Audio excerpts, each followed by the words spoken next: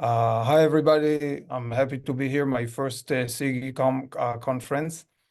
And I'm going to talk today about deferred acceptance. Let me just start by saying that I'm a newcomer to this whole topic of mechanism design. So I'm originally an eBird person, expectations-based reference dependence. We use the eBird acronym, and I'll use it a lot today. And so I used to be a behavioral economist, an eBird person, and then my student back then at Hebrew University, Bnaya Dreyfus, got me into this matching. I think he took a course with Asaf Rom and learned about matching, and then collaborations with Yanai Goncharovsky, also previously of Hebrew U, but now at Harvard. So I'm really a mechanism designer by association, not by training. Never took a course in mechanism design, etc. And so I come from the behavioral economics point of view, and I'll try to emphasize that. The specific talk today is about expectations-based reference dependence, or eBird, and deferred acceptance. I'll just say before I start, I was originally asked to talk about eBird and mechanism design, and I said sure. And then I started to review what's been done with eBird in mechanism design, and I realized a lot has been done in auctions and in contracts and in I/O and in many other fields.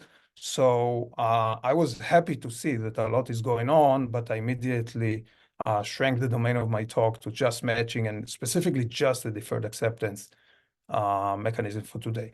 Okay, so with that intro, let me start.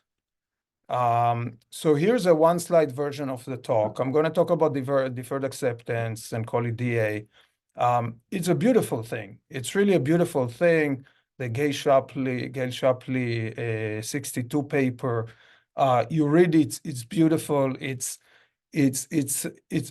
really a nice intellectual achievement, and it's neat, and it's clean, and it's practical. And it's been used now all over the world, and it's gotten prizes and Nobel prizes. And we economists have tapped ourselves on the back and said, great work, really nice work.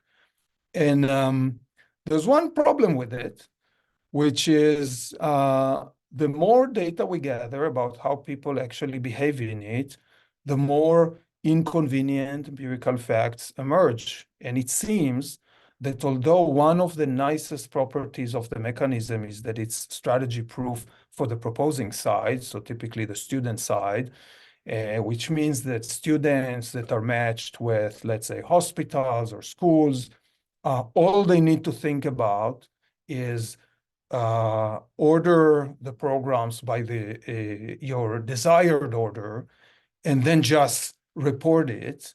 And there is nothing to be gained for you from misrepresenting the order, and I put it in quotes, and I'll complain about the original language later.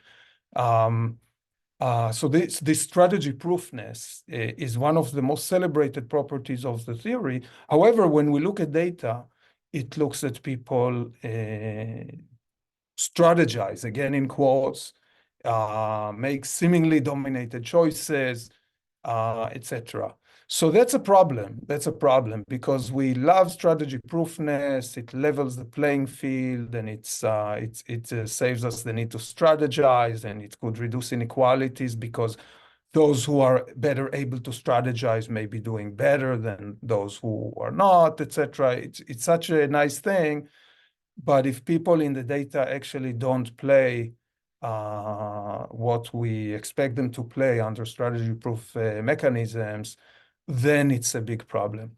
And so what I'm going to talk today is about attempts to understand why and to propose fixes for this inconvenient empirical reality. There's been a lot of attempts and a lot of emerging literatures and not so emerging, growing literatures that try to improve our theory, complicate it a little bit. There is no free lunch, but improve our theory and explain this behavior and then propose fixes. Today, I'll focus on one such attempt, the expectations-based reference dependent, or the eBird channel. By no means is it the only game in town. By no means is it puzzle-free, by which I mean we do not quite understand fully what is going on. So the theory is nice, but then we look at eBird predictions in other domains. I'm not even talking about matching or deferred acceptance. And we sometimes understand it and sometimes not. So the whole thing is still work in progress. I don't want to oversell it. But it has some beautiful predictions. It has some very strong evidence in the data. Definitely seems promising to me. And I'll say it later, but part of this talk is to try to call more people to join us and come and help us figure out what's going on there.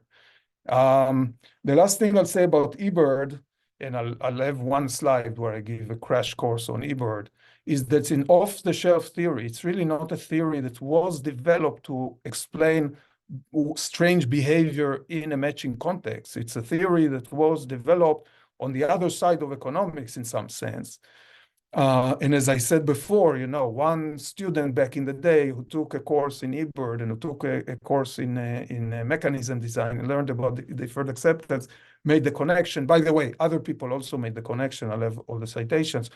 But it's nice to be able to explore a domain with an off-the-shelf general model, not a model that was developed for this specific context, but doesn't work in other contexts. And so I'll say something about that too. Okay, so that was the one-slide version of the talk. Now, the more general plan for today, I'm going to spend quite a lot of time in giving you a sense of what is this inconvenient evidence of behavior in deferred acceptance. And then I'm going to really quickly, one slide, talk about expectations-based reference dependence. And I'm going to then focus on one paper of ours and show a little bit how it can solve the puzzle and maybe help us design a better mechanism. I'll just say now, maybe, for the curious, what is expectations-based reference-dependent preferences? It's what it sounds it is. It means that our preferences don't only take final outcomes or final allocations into account, but they are reference dependent. And we evaluate final outcomes both by their absolute value, but also by how they compare with the reference point. And so the reference point matters. And the same final outcome, given different reference points, could have different implications. And we may make different choices when we have to choose between option A and option B, and everything else holds constant other than the reference points. We may make different choices. Expectations-based reference dependence means that the reference point is expectations previously held about final allocations. And the thing about matching mechanisms, which fits into the story, is that when I participate in a matching mechanism and I submit a ranked ordered list, I essentially am buying into a lottery. Submitting the list is essentially committing to play a certain lottery, for example, on school outcomes.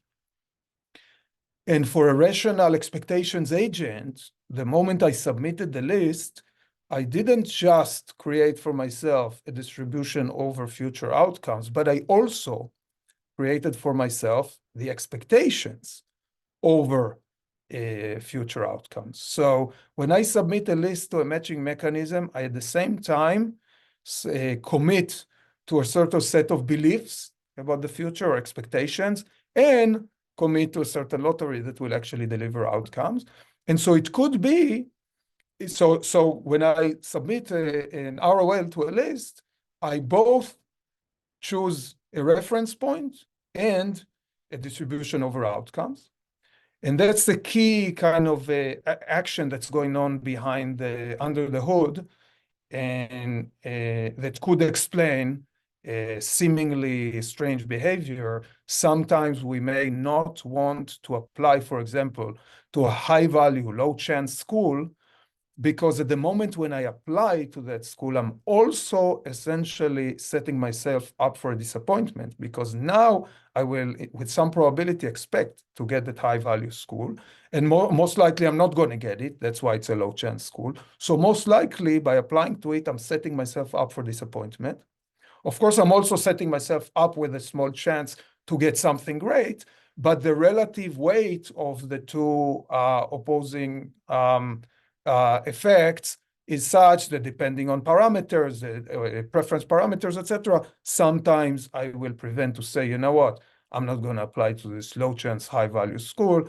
And in this way, I both prevent the disappointment, but also the chance for a good thing. If I'm loss averse, so if I suffer from losses more than I enjoy gains, this may be something that I'll want to do. Notice that in some sense and in some context, this amounts to falsity violations. So first order stochastic dominance violations, something that standard models rule out almost by assumption. But for all I know, for all we know from the world, people sometimes do exhibit it. And this is something that Ebert models do allow.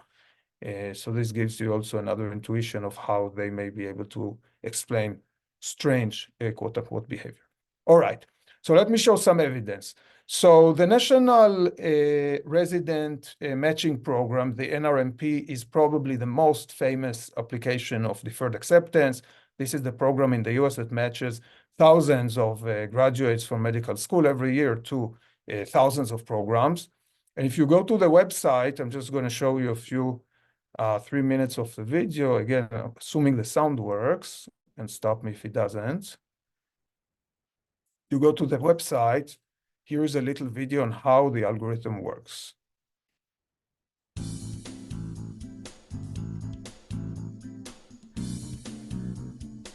The NRMP uses a computerized mathematical algorithm to place applicants into residency and fellowship positions. At NRMP, we call it the matching algorithm, as we use it to match applicants to their most preferred programs. The algorithm is applicant proposing, meaning it initiates placement of an applicant into a program based on the choices made on the applicant's rank order list and not a program's rank order list. However, for a match to occur, both the applicant and program must rank each other. Once started, the algorithm attempts to match each applicant to the applicant's first choice. If that can't be guaranteed, the algorithm will try to match the applicant to the second choice, and so on, until the applicant is matched or all choices have been exhausted. Let's run a match to see how it works.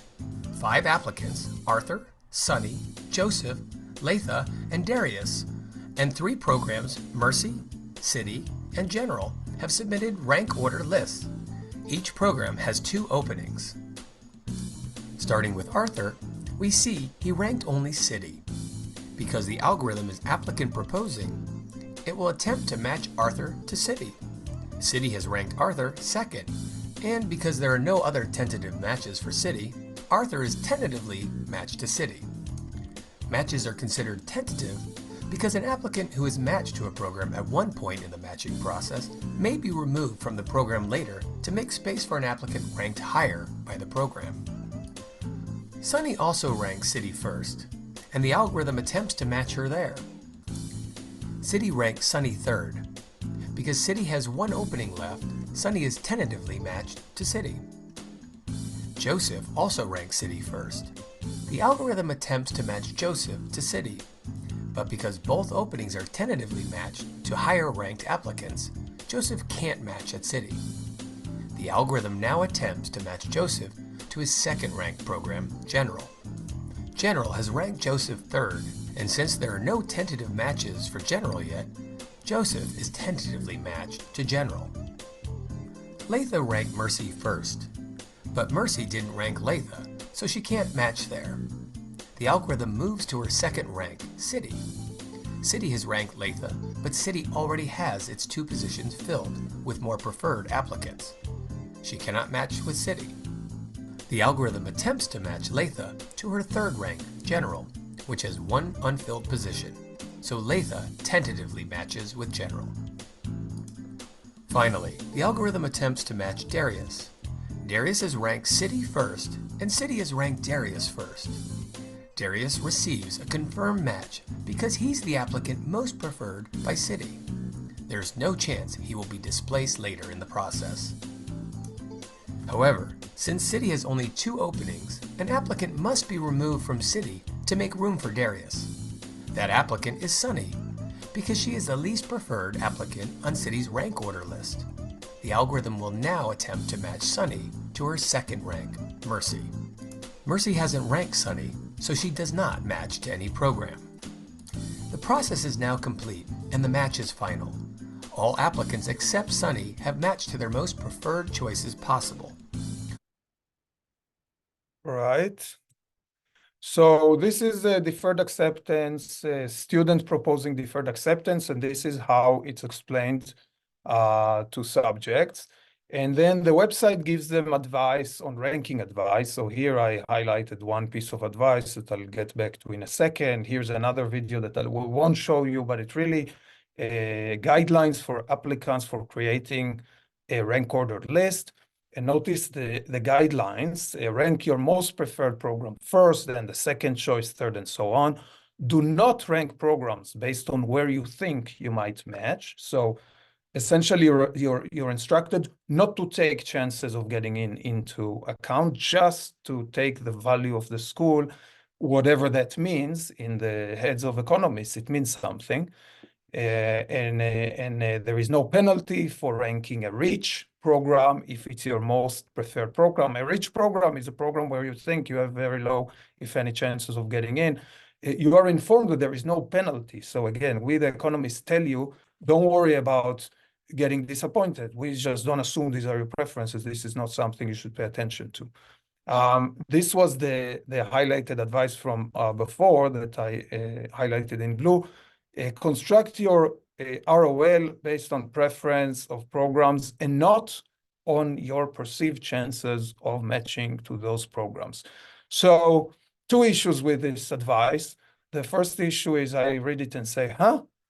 How can you or we the economists instruct participants regarding what they want? What if they want to take the chance into account? It's fine that we have standard models where utility is not a function of those chances, but are we now telling them that's how they should behave? It's a little strange. I'll get back to it later, of course, when I talk about eBird models. eBird models take this chance into account because this chance, remember, sets the reference point, and it could be setting you up for disappointment. Issue number 2 is, okay, this is a great advice.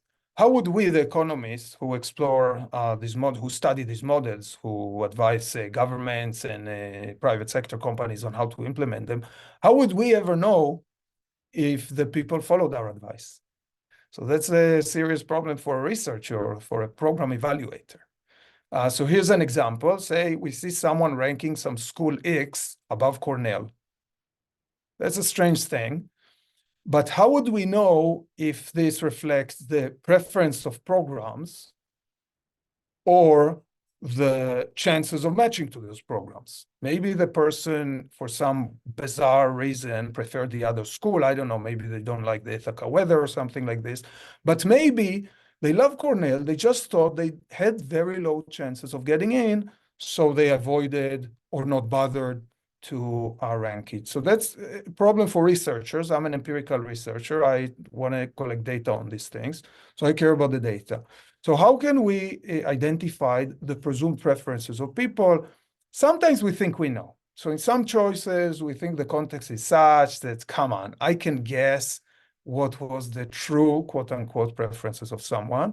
Okay, that's doesn't sound like it's not always feasible. It's not always something you could do research on. The other thing we could do is collect data. And so we could collect survey data, and there is some work that basically asks people, did you misrepresent your preferences or something like that? Alex Rhys-Jones has one such paper. But what I'll focus on today is experiments. We could put people in an environment, in the lab or in the field, or in what we sometimes call lab in the field. You take people who just participated in a real match in the field, and you bring them to the lab and you let them play this game So you in an environment where you think you do know what the preferences are, and then you can maybe project some of that or learn something about field behavior from those people, same incentives, etc., but of course much smaller in a lab context. So I'll focus on these experiments, or these incentivized experiments, and show ways to collect data. So I'll give, I think, 3 examples. I'll start here with a paper by Alex Rhys-Joyce and Samuel Skowronek. They did exactly what I said now, the lab in the field idea.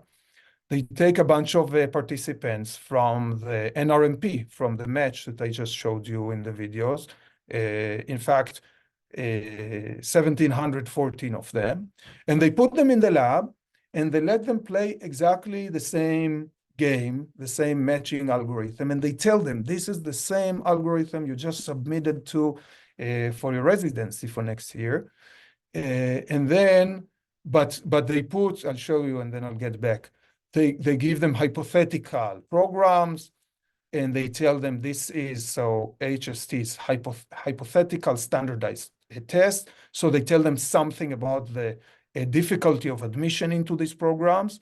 And these people will, if they get matched, they are now playing a match in the lab, and if they get each school they'll actually take home some money.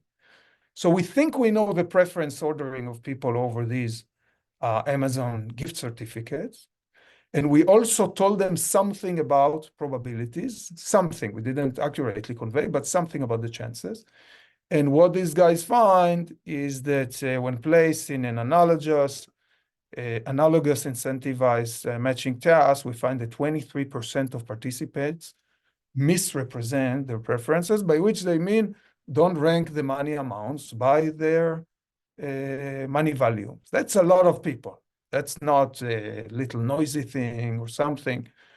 So that's one piece of evidence. Here's another piece of evidence. This is a paper by our very own Ran over here, and Avinatan Hasidim and Asaf Rom. These guys helped design the Israeli match for psychologists. So psychology students are submitting rank order lists over Israeli psych programs. And sometimes there are programs that are listed separately as 2 entries, with and without a fellowship. So essentially, the very same program with a bunch of money or without a bunch of money. And so we think in this context, again, that we know your preference over the same program with or without the money. And so this is what these researchers call obvious misrepresentations. We think in this case it's obvious. And if you choose to rank, let's say, a program, the Hebrew U program, without the money, and you didn't rank the one with the money, you get this notification. And so here's the notification. Again, attention, you ranked Hebrew U clinical program without scholarship, but you didn't rank Hebrew U clinical program with a scholarship. Would you like to keep the current ranking anyway? So you really get this pop-up that warns you, and still 19% of a sample of students who participated in their study. Again, this is a lab in the field thing, right? So they took people from among the actual participants in the study and somehow convince them to participate in this online survey experiment. And 19% of them still, sorry, I misspoke. I confused myself. This is the actual, so these guys helped design the match. They actually have the data. And so in the actual match, 19% of people who participated still clicked OK and did this obvious obvious misrepresentation thing. Again, misrepresentation in quotes, everything in quotes, because I'm going to introduce a different language. Okay, now, who are these people? Who are these people that I'll just say that they play non-straightforwardly. So for me, playing straightforwardly is ranking sums of money by their value, and non-straightforwardly is not doing it. I don't want to call it misrepresentation because it suggests some something evil is going on, or an attempt to lie, or an attempt to misrepresent.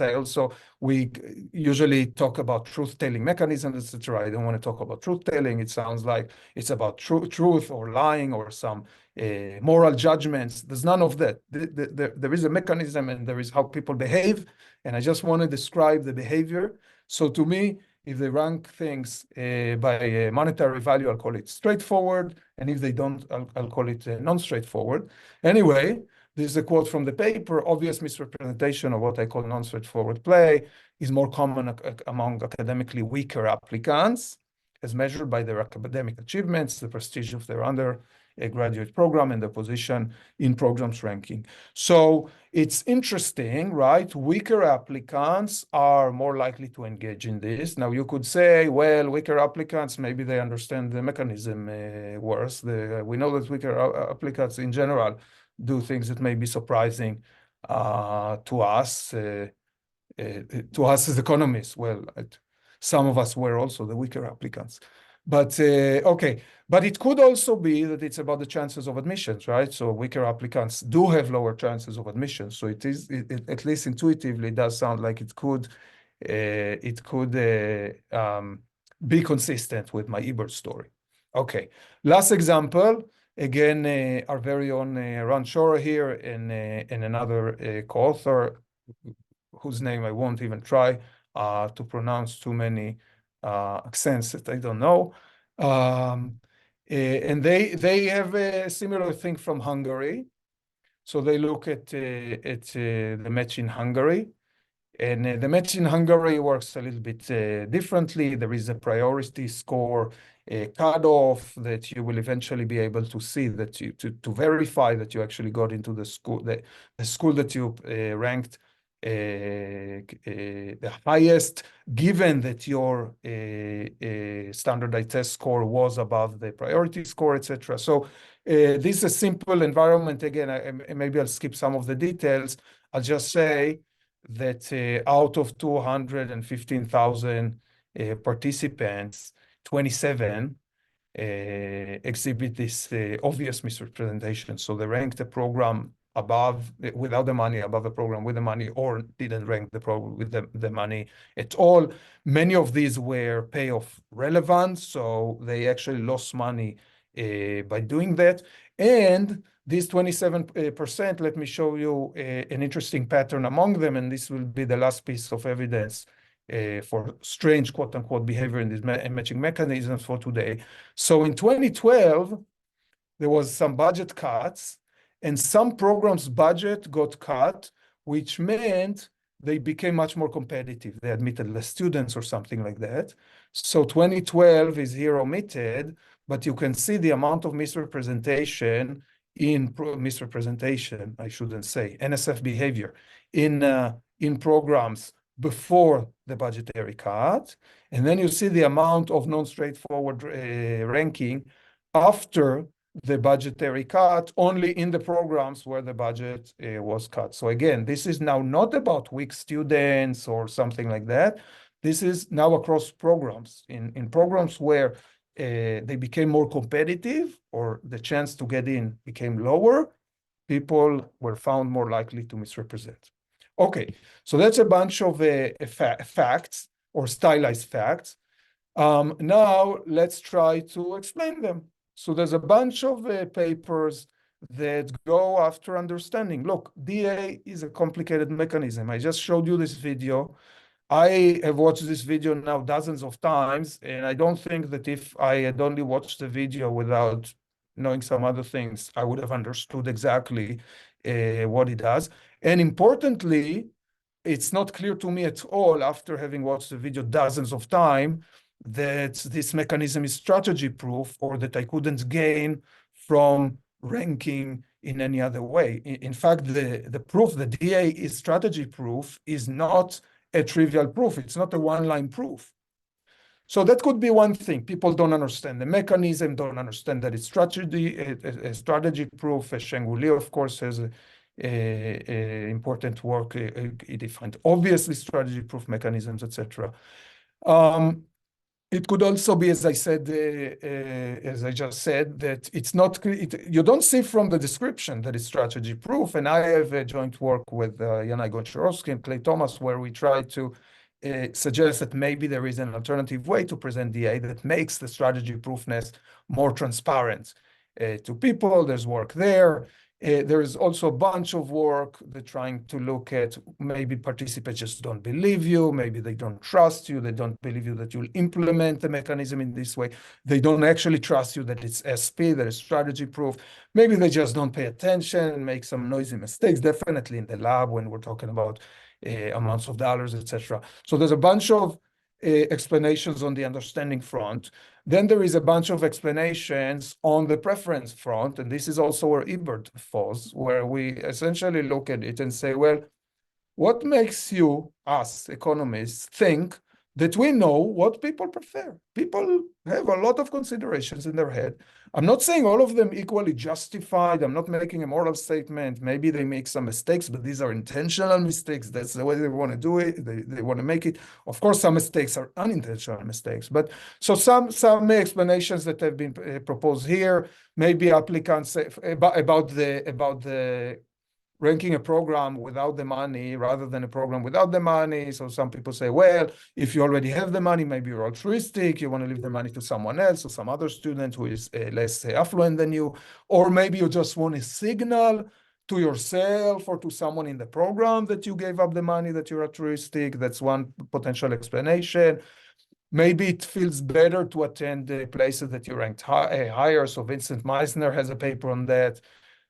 Today I'll focus, as I said, on the Ebert story. The Ebert story says, well, guess what? It could be that what enters your preference is not just the value of the school or in the lab, the value of money, but it's also the reference point. And since the reference point is expectations based, you may not want to set yourself up for disappointment. There's also other explanations that I didn't cover here, a bunch of explanations, a bunch of things that we don't understand. I said it before and I'll say it again. We think that the Ebert story actually does, I don't know, surprisingly, amazingly, or whatever word you want to use, but it really does impressively well in matching the data to the theoretical predictions. I'll show you some graphs soon. But there is a bunch there that we still don't understand. And so this is not a bug. This is a feature. This is a call for all the young people in the crowd, or actually at any age. Why I don't want to be biased.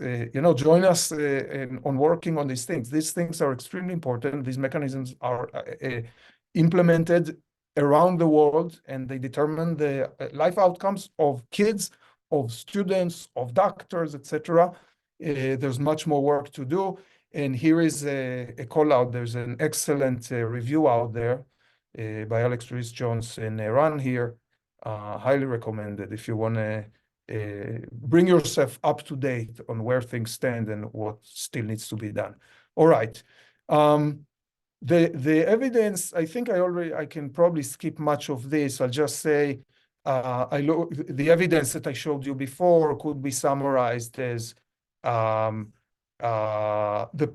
it seems that the probability of admission plays a role in people's non-straightforward behavior. So NSF is non-straightforward behavior. I wrote it here. It's not just due to low ability. Sometimes they do respond to the chance, it seems, even when it shouldn't a priori be correlated with ability. It does seem like people are trying to maybe maximize their chance of getting the higher ranked prize.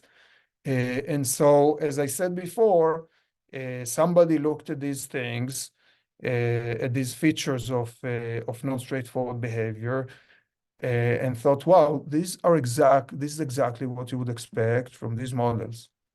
And so, as I said before, the intuition is when I submit a ranked ordered list, I'm essentially committing to a lottery.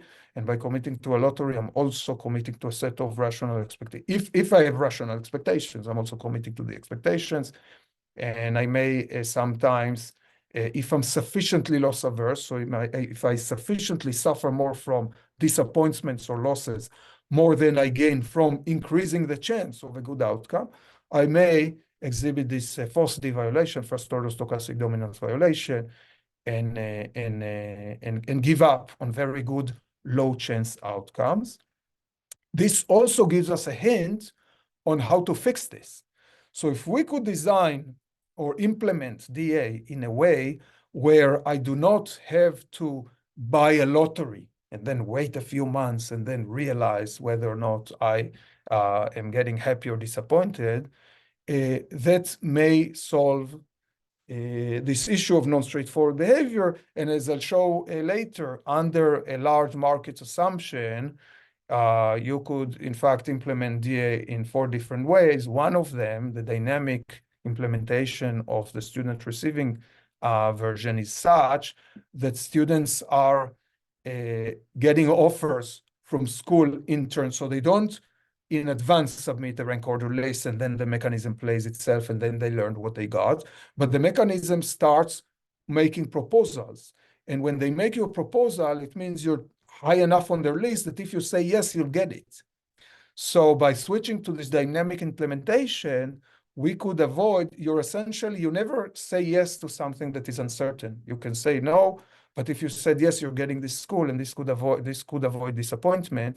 And so to the extent that we could switch to this implementation, according to, to the extent that you buy the eBird explanation, then to the extent that we could switch to dynamic implementation in cases where the large market assumption holds, or we think holds, we could increase straightforward behavior, and I'll show you data. Of course, there are some issues with it. For example, dynamic implementation is not clear that it is exactly practical in a lot of contexts. I mean, it takes time, and you need to go to people, and they say yes, they say no, etc. But it is implemented in some places in the world, and I think you get an offer, you have a day or two to respond. So it could be overcome, but it's not an easy solution. Okay, so let me say something about eBird. I think I said a lot about it. So it's also called news utility. There was a sequence of papers, I cited them before, by Kosegi and Rabin here. So I'm talking about the last one. The 2009 is really the fully fledged thing, with the newsy one about news utility. But essentially, in addition to the classical consumption utility, good old classical utility, we didn't throw it out. It's still in the model. It's very important. That standard model got us a long way. There are some puzzles, but in general, we use it in a lot of economic contexts. We don't want to give it up. We're just adding another term into the utility function. And so we call the standard utility, we now call it consumption utility. And in addition, we have news utility. And the news utility is coming from new beliefs about consumption relative to what we previously believed about consumption. The reference point is, again, according to rational expectations. I hinted at it above. And we evaluate gains and losses relative to the reference point. Forget this each dimension separately. I should have deleted it. It's relevant to some context that I'm not getting into.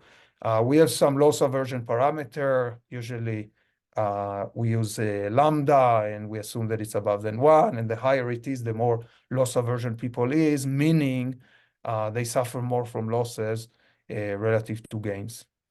And then what we find in experimental work, and again, I'll show one example soon, is that if you take a reasonable distribution of these lambdas, by reasonable, I mean you assumed it in some other experiment, so you don't go with you essentially tie your hands. You have 0 degrees of freedom. Instead of assuming if lambda is 1, this model boils down to the good old standard model. So the question is really about this model nests the standard model. So the question is, how far is lambda from 1? So you could actually do a test. You look at predictions of the classical model, the lambda 1 model, and you look at predictions not of the model with the lambda that from the database matches the data, but you just put a distribution of lambda that you brought from home from some other work, and you just run a horse race between these two models, And consistently, paper after paper, we find that the distribution of lambdas that are above 1 and significantly above 1 sometimes matches the data better. Okay, so let me show you. This is a short list of papers that do DA with eBird. Some by co-authors and myself. There is a nice paper by Vincent Meissner from the other paper, and a co-author where they dive deeper into the theory. They characterize what kinds of ROLs would be consistent with eBird. So for an ROL, for a submitted rank order list to be consistent with classical preferences, there is only one, 1, 2, 3, 4, 5, if you have 5 schools. But for eBird, there is more than one. It depends on the chances. It depends on the chances which one would be optimal. But there is more than one that is considered consistent with eBird preferences if you're free to choose whatever lambda you want, whatever loss aversion parameter you want. But not all lists are consistent with it. So they characterize the lists that are consistent. They find a nice simple condition. I won't get into it. This is the paper before that I mentioned by Vincent. What I'll focus on now in the 9 minutes that I have left is give you the intuition from one of our papers. Before I do that again, I want to emphasize there is a lot of stuff we don't understand. So from this paper that I just listed on the previous slide, this is just one paragraph. And I just want to emphasize here, evidence from the lab so EBLA, by the way, EBLA is like eBird. Instead of expectations-based reference dependence, we're talking about expectations-based loss aversion, but we mean the same models. It's just 2 different ways to call it. EBLA is supported by evidence from the field. Evidence from the lab is mixed, and there are some papers that find different results, and sometimes we understand why, and sometimes we don't. So again, this is both a bug and a feature and opportunity for people to join us and help us understand what's going on. This is evidence from contexts that do not unrelated to deferred acceptance, so labor supply and endowment effect and whatnot. But even in deferred acceptance, there is a recent paper that tried to test to what extent eBird can explain behavior there. It didn't quite work in the sense that there are 2 treatments. In one, eBird should play a role, and in the other, it shouldn't. And in fact, it was such a simple environment with only 2 schools that they found almost no non-straightforward behavior to begin with. So again, it could be that in very simple environments, we don't get first-order stochastic dominant violations, etc. Anyway, a bunch of stuff that we need to figure out. That said, let me dive into our paper. So in our paper, we run 4 variants of deferred acceptance under the large markets assumption. They are equivalent. They are all strategy proof for the students. The 4 variants are a 2x2. So we have the static version and the dynamic version. Again, the static version means you submit an ROL and forget it. And then at some point, I tell you what what the result, what your allocation is. The dynamic version means you play dynamically. If you're on the proposing side, you start proposing to a school, they give you an answer, you propose to the next school, etc. If you're on the receiving side, you start getting offers from schools. You say yes or no. If you say yes and another school gave you another offer, you can say, no, I'll keep the previous one or switch, but you play dynamically. So that's one dimension, S versus D. And then the other dimension is, are you on the proposing side or on the receiving side? And so we have these 4 variants, and we change the chances. We change the probabilities with which you will gain different schools. Now, like in the paper I showed you before in the lab, different schools are just different sums of money. So we have people play in the lab. And so some competitive environments, some not competitive environments, we predict some non-straightforward behavior when it's competitive. Why some? Because we have a distribution of lambdas. Some people are not loss averse. Some people are more loss averse than others. But we expect some NSF when the environments are competitive. This is within each variant. So people who play exactly the same game they play 10 lotteries or 10 matching games. And so we can compare the competitive matching environments with the non-competitive ones. And then we also can compare across the treatments. We prove in the paper, we show that the dynamic student receiving version, in fact, is eBird proof. And I gave the intuition before. The idea is that if you're sitting there and just getting offers from schools, that you know that if you say yes, they are yours. There's no risk, there's no disappointment. You cannot get disappointed. And in this sense, you may just yes to the first school. You will say yes, you will always say yes to a school that is highest on your list relative to what you already have, if you already have something. And so that would mean that you're playing straightforwardly. So we test all of these things in our paper. I'm running out of time, so I'll skip a lot of slides. I'll just say there are 5 schools, different money values.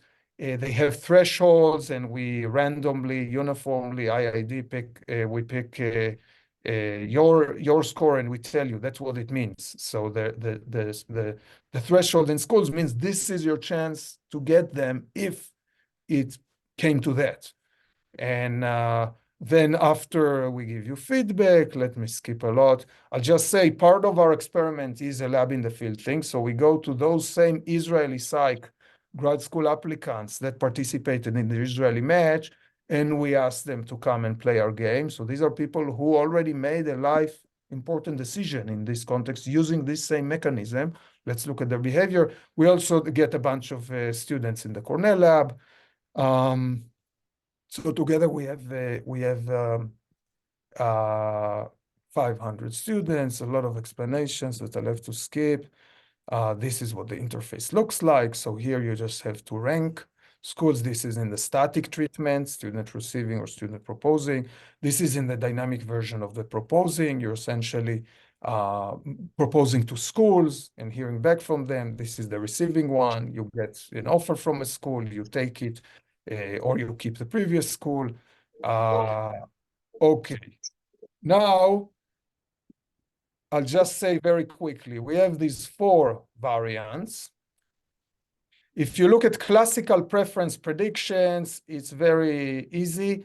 We should get 0% of non-straightforward behavior. If you look at the eBird model with our exogenously estimated distribution of lambdas, you get these predictions. These are the competitive matching games, the medium ones and the strong ones, again, based on a specific distribution of the lambdas. So these are the predictions. And in the dynamic student receiving version, that's the eBird proof variant. We shouldn't get any non-straightforward behavior. So this is a larger version of the predictions.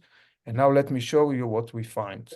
So you can see this is what we actually find empirically with our 500 students, including 300 of whom who participated previously in a match that could have changed their lives. You can see that it's in many ways nicely aligned with the eBird predictions. Again, 0 degrees of freedom prediction rather than with classical preferences. You can see that when you go to the eBird proof now, you don't get any significant difference between the competitiveness. So it's as flat as predicted, but you also see, and this relates to my point from below, there is still a lot that we can't explain. So there is still 15 to 20% of NSF behavior that we cannot explain with eBird either, right? That was supposed to be 0. All the blues were supposed to be zeros. Here, they were all supposed to be 0. So there's other things going on by all means, but we get a very nice match with the data. This is the last piece of evidence that I'll show for today, and then I'll summarize. What we show here is we show here the predicted. So 1, 2, 3, 4, 5. 1, 2, 3, 4, 5 is just ranking straightforwardly by the value, monetary value. Here, based again on our distribution of lambdas that we brought from another paper, is how much, no, not how much, is what percent, and it's a logarithmic scale, obviously, what percent we expect people with this distribution of lambdas to play the different ROLs. So in this one, you flip the second school, you put it first, you push the first school to second, and you don't change the others. In this one, you actually push the first school to the third position, and you don't change the others, etc. So these are predictions of what we should be getting. And here, we show the actual empirical pair. What are we finding in the data? And you can see that it's very nicely aligned. Hi, how's it going? Until you get to very low. So, you know, these are things that appeared once or twice, you know, in 500 people who played 10 times. So there's 5,000 things. So these are things that essentially are negligible. So not only do we predict across the treatments where we see more and less NSF play, and within a treatment in which environments will see more or less, but we can actually, the theory actually predicts what will people do when they don't rank straightforwardly, which exact role they will send. The theory does well on that. Okay, let me summarize. I'm going to skip that and let me summarize. Let me also skip this one, I think. This is my last slide. So some non-straightforward play may be intentional behavior. Again, we still find a bunch of stuff that we can't explain. Maybe it's mistakes. Maybe people still didn't understand that it's SP. Maybe people got just confused. There's a lot going on. But some of it, a big chunk of it, I just showed you, may reflect intentional behavior. We may have gotten people's preferences wrong. We just assumed that we know what their preference should look like, and we gave them advice based on our assumption about what their preferences should look like, but maybe they have different preferences. So again, this is a quote from the NRMP. To make the matching algorithm work best for you, create your rank order list in order of your true preferences, not how you think you will match. This is what we instruct people. And apparently, a lot of people ignore this instruction.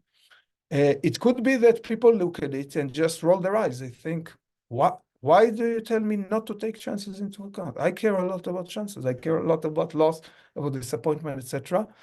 And so it could be that it's just irrelevant piece of advice for people. It just doesn't speak to them.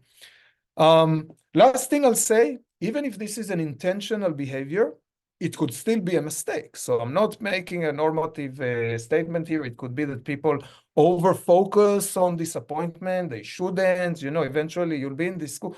If you get into a high probability school, this would affect your life now for the rest of your life, for decades to come. And the disappointment may only last a few months or a few days. But it could be that people overweight it, or it could be that people non-belief in law of large numbers and narrow bracketing, other behavioral phenomena that I won't get into. So I'm not even saying, I'm not giving any welfare implications to the, or any norm. I'm not making a normative statement when I say these are intentional mistakes. I'm just saying these are intentional mistakes. It's not about confusion. It's not about. And of course, the bottom line is let's try to redesign mechanisms for real people. We have now decades of mechanism design for our theoretical inventions and great achievements. By the way, a lot of us do behave often like our theoretical creatures. It's okay. It's good. But now that we have, you know, behavioral economics has progressed further, and specifically eBird is something that a lot of people work on. Maybe we can start or continue designing mechanisms that work for non-classical Homo economicus. That's it.